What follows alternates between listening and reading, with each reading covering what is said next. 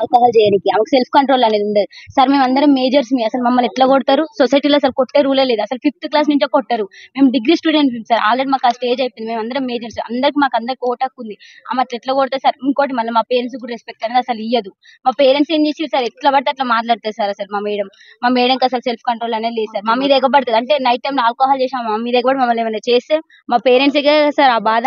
మా పేరెంట్స్ తో కూడా కరెక్ట్ గా మాట్లాడారు సార్. అసలు మాకు కరెక్ట్ గా కమ్యూనికేషన్ అనేది ఉండదు సార్. మీరు ఆల్కహాల్ ఏసీటీ మేడం బాగా సపోర్ట్ సార్. మేము నైటే పట్టుకున్నాం అందుకనే ఇంత దాకా రావాల్సి వచ్చింది సార్.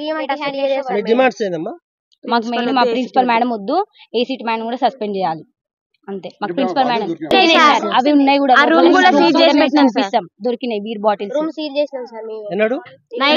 నిన్న నైట్ అసలు పడుకోలేదు సార్. ఏం జరుగుతుందో అని చాలా భయంతో అసలు పడుకోలేదు. ఎవరు క్యాంపస్ మొత్తం ఒక్కరు కూడా పడుకోలేదు. అందరం భయపడుతున్నాం సార్. నెక్స్ట్ ఏం జరుగుతుందో అని వాళ్ళ కొడుకు వచ్చి ఇక్కడ ఉన్నాడు సార్. అంటే వాళ్ళ కొడుకు వచ్చినప్పుడల్లా మేము చాలా అన్కంఫర్ట్ గా ఫీల్ అయినాం సార్. మేము అందరం ఆడపిల్లలేం సార్. షార్ట్స్ వేసుకుంటాం ఇంకెట్లనే ఉంటాం సార్. మేము కాలేజ్ లో ఉంటున్నాం. హాస్టల్ అంటే కాలేజ్ టైం అయిపోయిన తర్వాత హాస్టల్ మేము అందరం డ్రెస్ చేంజ్ చేసుకుంటాం. కానీ మేము చాలా అన్కంఫర్ట్ గా ఫీల్ అయినాం సార్. వాళ్ళ కొడుకు వచ్చి 5 days 6 days 1 week వరకు ఉన్నారు సార్.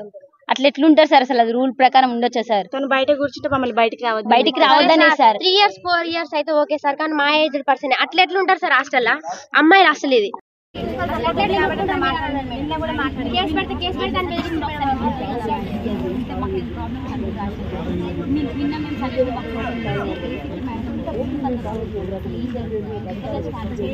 చాలా మంది రాశారు మేడం. చాలా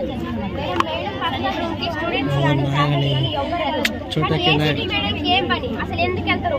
మేడం పర్మిషన్ లేకుండా ఆమె ఆబ్సెన్స్ లో ఉన్నా అయినా కూడా అసలు అట్లా రూమ్ ఓపెన్ చేస్తారు.